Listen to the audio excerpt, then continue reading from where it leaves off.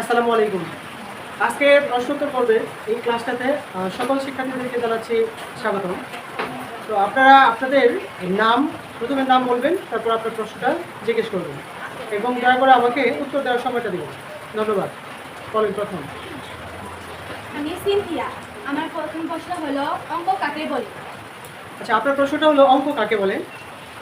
তো এই প্রশ্নের উত্তরটা আমি বলতে পারি, গাণিতিক সংখ্যা পদ্ধতিতে যে সকল প্রতীক বা চিহ্ন ব্যবহার করা হয় তাকে অঙ্ক বলে, অথবা সংখ্যা পদ্ধতিতে যে সকল চিহ্ন বা প্রতীক ব্যবহার করা হয় তাকে অঙ্ক বলে। বলেন। দ্বিতীয় নম্বর প্রশ্ন হলো অঙ্ক কয়টি ও কি কি? অঙ্ক হলো মোট 10টি। কয়টি? 10টি। অঙ্ক মোট 10টি। 0 থেকে 0, 1, 2, 3, 4, 5, 6, 7, 8, 9, এই টোটাল 10টা প্রতীক বা চিহ্ন আছে। এই 10টা প্রতীক বা চিহ্নকেই অঙ্ক বলে এবং এই 10টা প্রতীকই হলো অঙ্ক, অর্থাৎ অঙ্ক হলো 10টি। আমি আসমানি। আমার 1 নম্বর প্রশ্ন হলো স্থানীয় মান কয়টি ও কি কি? ধন্যবাদ। স্থানীয় মান হলো মোট 8টি।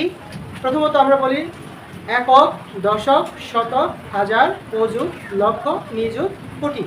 এই মোট হলো 8টি, তার মানে স্থানীয় মান 8টি। দ্বিতীয় নম্বর প্রশ্ন ভগ্নাংশ কাকে বলে? ভগ্নাংশ কাকে বলে এই প্রশ্নের উত্তর যদি বলি, কোনো বস্তু বা কোনো কিছুর ভাঙা অংশকে ভগ্নাংশ বলে। আবার বলছি, কোনো বস্তু বা কোনো কিছুর ভাঙা অংশকে ভগ্নাংশ বলে, অথবা বলতে পারি ভাগের অংশকে ভগ্নাংশ বলে। ভাগের অংশকে ভগ্নাংশ বলে। ধন্যবাদ। আমি কাটবো। আমার প্রথম প্রশ্ন হলো ভগ্নাংশ কত প্রকার ও কি কি? ভগ্নাংশ প্রধানত দুই প্রকার। 1 নম্বর হলো সাধারণ ভগ্নাংশ, 2 নম্বর হলো দশমিক ভগ্নাংশ। সাধারণ ভগ্নাংশকে আবার 3 ভাগে ভাগ করা হয়েছে। 1 প্রকৃত ভগ্নাংশ, 2 অপ্রকৃত ভগ্নাংশ, 3 মিশ্র ভগ্নাংশ।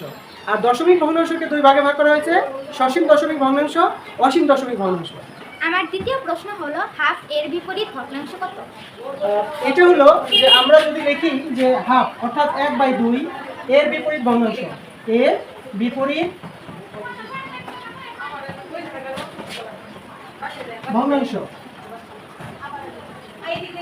এর বিপরীত ভগ্নাংশ হলো, যদি আমি 1/2 আছে এটাকে আমরা উপরে 2 নিব, এই 2টাকে উপরে নিয়ে যাব আর 1টাকে নিচে নিয়ে আসবো। এটা উপরে, এটা নিচে, অর্থাৎ 1 নিচে চলে গেল। এখন নিচে রেখে কোনো দাম নাই, তো এখানে 2 থাকবে, কারণ 2 নিচে মনে মনে একটা 1 আলটিমেটালি আছে, এটা ধরে নিতে হয়। ঠিক আছে, তাহলে এর বিপরীত ভগ্নাংশ হলো কত? 2। ধন্যবাদ। আমি হিয়া। আমার প্রথম প্রশ্ন হলো 1 কেজি সমান কত গ্রাম? এটা খুবই সিম্পল। 1 কেজি সমান হলো 1000 গ্রাম। কত গ্রাম? 1000 গ্রাম। আমার দ্বিতীয় প্রশ্ন হলো 1 মিটার সমান কত সেন্টিমিটার? 1 মিটার সমান 100 সেন্টিমিটার। ধন্যবাদ। আমি হিয়া।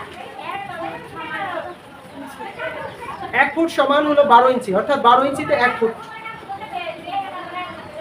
আমি মিথিলা। আমার প্রথম প্রশ্নটি হলো 1 ফুট সমান কত সেন্টিমিটার? আচ্ছা, এখানে 1 ফুট সমান কত সেন্টিমিটার, এই প্রশ্নটার উত্তর যদি আমি দিই, তাহলে আমরা প্রথমে বলতে পারি 1 ফুট সমান 30 সেন্টিমিটার, অর্থাৎ 1 ফুটে হলো 12 ইঞ্চি, প্রত্যেক ইঞ্চিতে হলো 2.54 সেন্টিমিটার, অর্থাৎ 1 ইঞ্চি সমান 2.54 সেন্টিমিটার। 2.54 সেন্টিমিটার হলো 1 ইঞ্চিতে।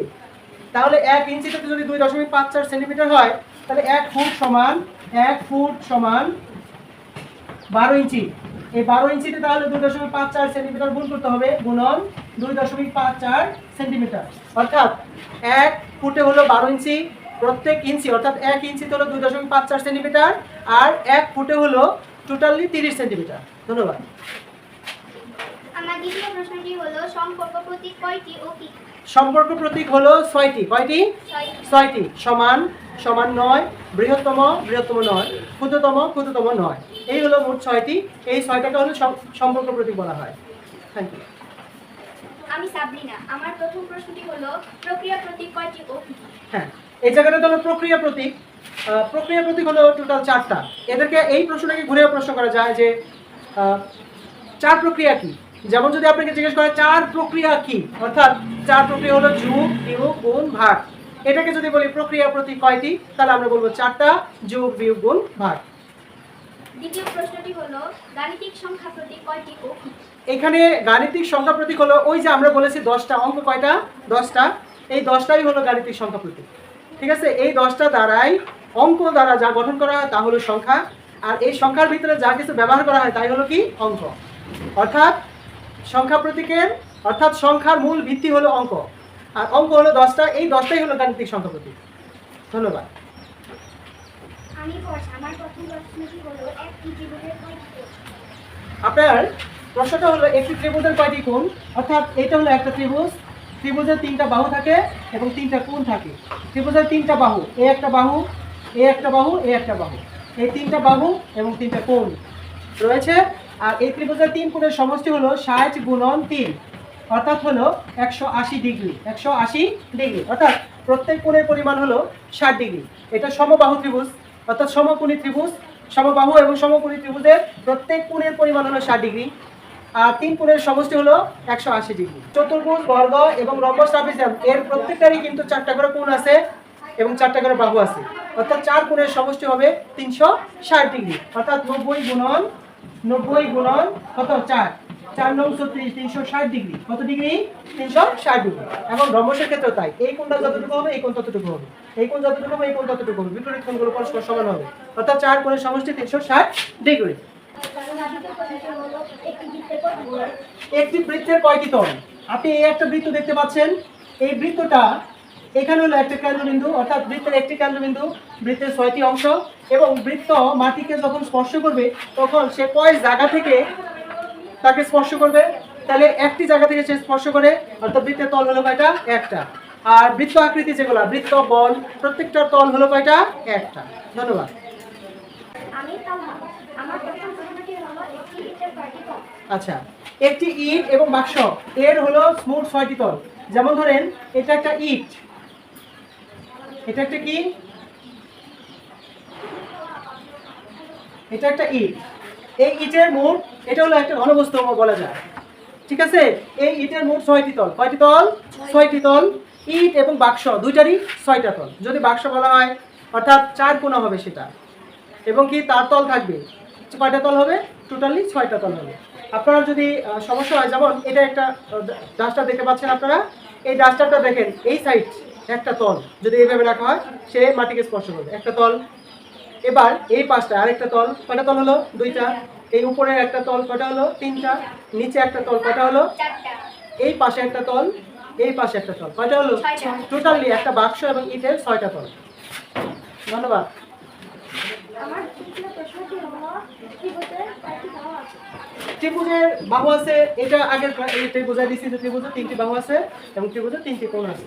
ধন্যবাদ। আমার নাম নাফিস। আমার প্রথম প্রশ্নটি হলো একটি বলের কয়টি কোণ? এটা কিন্তু বোঝাইছি, এটা জিজ্ঞেস করা উচিত ছিল না। একটি বৃত্ত এবং বল বলে বলছি। একটি বৃত্তের কয়টি কেন্দ্রবিন্দু?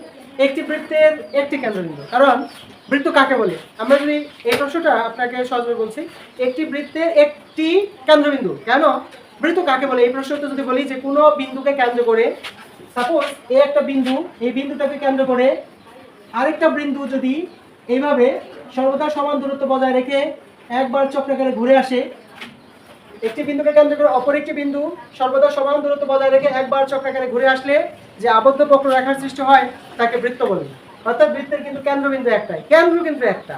এখন আবার আপনি যদি এই মধ্যবৃত্ত আঁকান তাও কিন্তু এটাই কেন্দ্র, তার মানে কেন্দ্রবিন্দু কয়টা? একটা। আমার দ্বিতীয় প্রশ্নটি হলো জ্যামিতি অর্থ। হ্যাঁ, জ্যামিতি অর্থ হলো, যে অর্থ হলো ভূমি, যে অর্থ কি? ভূমি।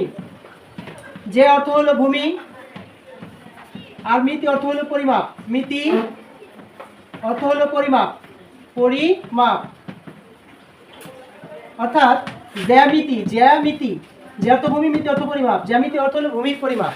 আর যদি প্রশ্ন করেন জ্যামিতি কাকে বলে, তাহলে আমরা বলবো গণিত শাস্ত্রের যে শাখা পাঠ করলে ভূমির পরিমাপ সম্পর্কে সঠিক জ্ঞান লাভ করা যায় তাকে জ্যামিতি বলে। জ্যামিতি এর জনক হলো পণ্ডিত ইউক্লিড, তার ছাত্র হলো থ্যালিস, তার ছাত্র হলো পিথাগোরাস।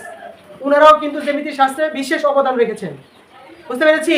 জ্যামিতি এর জনক পণ্ডিত ইউক্লিড বা ইউক্লিড, এবং এটাকে যদি বলি যে আধুনিক জ্যামিতির জনক হলো পণ্ডিত ইউক্লিড অর্থাৎ ইউক্লিড, তার ছাত্র থ্যালিস এবং তার ছাত্র পিথাগোরাস। ওনারাও জ্যামিতি শাস্ত্রের উপর বিশেষ অবদান রেখেছেন। আর এই জ্যামিতির সর্বপ্রথম আধুনিক জ্যামিতির উদ্ভাবন করা হয় মিশরের আলেকজান্দ্রিয়া বিশ্ববিদ্যালয়ে। মিশরের আলেকজান্দ্রিয়া বিশ্ববিদ্যালয়। এখন আপনাকে যদি প্রশ্ন করা হয় আজকে বাংলা মাসের কয় তারিখ, অনেকে বলে ফেলি 29 তারিখ।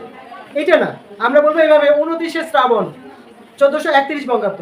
আজকে যদি 29শে শ্রাবণ 1431 বঙ্গাব্দ হয়, আগামীকাল হবে 30শে শ্রাবণ 1431 বঙ্গাব্দ, অর্থাৎ বাংলা। বুঝতে পেরেছি? এভাবে বলবো।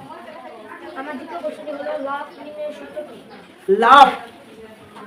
লাভ নির্ণয়ের সূত্র হলো বিক্রয় মূল্য বিয়োগ ক্রয় মূল্য। যদি বিক্রয় মূল্য বেশি হয় তাহলে আপনার লাভ হবে, ক্রয়ের চেয়ে যদি বিক্রয় মূল্য বেশি হয় তাহলে আপনার লাভ হবে। তাহলে লাভ বের করতে হলে বিক্রয় মূল্য বিয়োগ ক্রয় মূল্য। আর যদি আপনাকে ক্ষতি নির্ণয় করতে হয় যে আপনার কত ক্ষতি হলো, তার মানে ক্রয় মূল্যের চেয়ে বিক্রয় মূল্য কম হয়েছে, এটা ক্ষতি হয়ে গেছে, তার মানে এটা সূত্র হবে ক্রয় মূল্য বিয়োগ বিক্রয় মূল্য। আর আরেকটা হলো কি ক্ষতি নির্ণয়ের সূত্র? বলছি, বার্ষিক মুনাফা নির্ণয়ের সূত্র। বার্ষিক মুনাফা নির্ণয়ের সূত্র হলো আসল গুণন উপরে মুনাফার হার, নিচে হলো ভাগ হলো 100। অর্থাৎ আসল গুণন এরকম, আসল গুণন মুনাফার হার, মুনাফার হার ভাগ হলো 100। ভাগ কত? 100।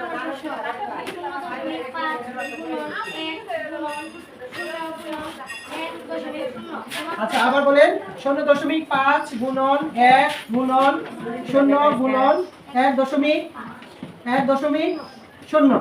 আচ্ছা, আপনারা দেখবেন যত বড় সংখ্যায় থাক না কেন, যদি গুণ করা হয় মাঝখানে বা শেষে কোনো জায়গায় যদি শূন্য থাকে, শুধুমাত্র একটা শূন্য থাকে, তাহলে ফল হবে কত? শূন্য। ফল হবে কত?